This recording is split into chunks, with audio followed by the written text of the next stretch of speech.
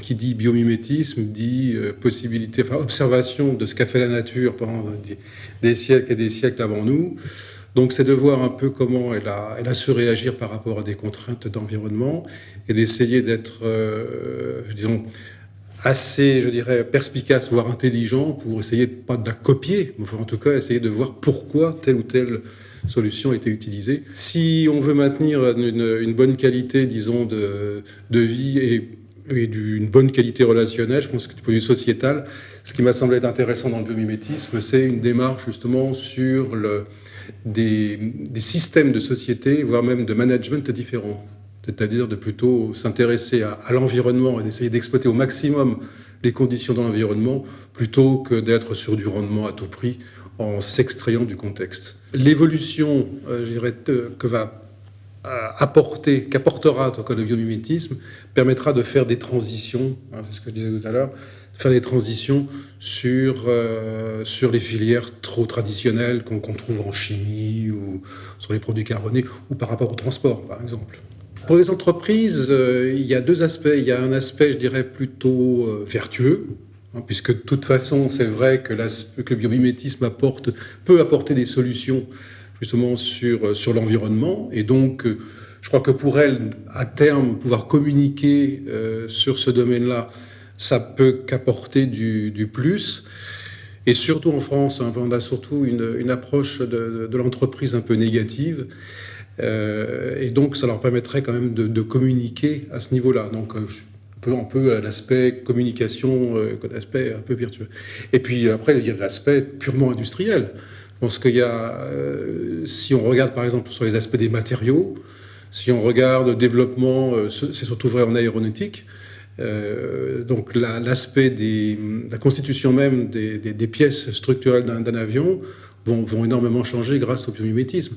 Pour la voiture, c'est pareil. Maintenant, on est sur des matériaux composites, donc on est sur des structures qui vont complètement changer. Je pense que quand on achètera une voiture peut-être dans 20 ou 30 ans, vous n'aurez plus ni d'amortisseur ni de ressort tel qu'on conçoit encore actuellement. Et donc, ça sera grâce, effectivement, aux recherches en biomimétisme. Si le site de Senlis cristallise justement tout l'enseignement, la formation, la recherche au niveau du centre européen, puisque c'est quand même la prétention, et moi personnellement j'y crois, ça pourrait être un excellent pendant de ce que font les États-Unis, en l'occurrence, et ça permettrait donc en tout cas de mutualiser des ressources et de mutualiser des moyens entre les industriels. Parce qu'on sait très bien que dans différentes branches, on peut très bien avoir des actions communes par branche. Je pense effectivement à la chimie, on peut penser à l'automobile, on peut penser à l'aéronautique, on peut penser aussi à la médecine, hein, les médecins. Donc je crois que oui, l'intérêt effectivement de réunir, de regrouper sur un seul centre me semble vraiment très important. De voir effectivement ce que la nature a fait, en tout cas pour s'adapter à l'environnement d'une part, et puis pour faire en sorte, enfin pour optimiser même ses ressources. C'est assez frappant quand on regarde chez les oiseaux ou même chez les insectes, tout simplement. Et de regarder, mais ça un peu ce que je vous dis, c'est un peu de ce que j'ai appris des personnes qui s'en occupent déjà. C'est vrai que de voir comment se comporte l'écoulement, par exemple, d'une goutte d'eau sur une surface, en particulier sur un végétal, ça renseigne beaucoup justement sur la structure de la surface. D'où les applications, justement, comme je disais tout à l'heure, dans le domaine de l'aéronautique. Ce qui est assez paradoxal, je dirais, enfin ça fait un petit commentaire, c'est que justement s'inspirer de ce qui nous a précédé pour faire de l'innovation industrielle, c'est ça qui est intéressant. Ça, c'est le premier aspect.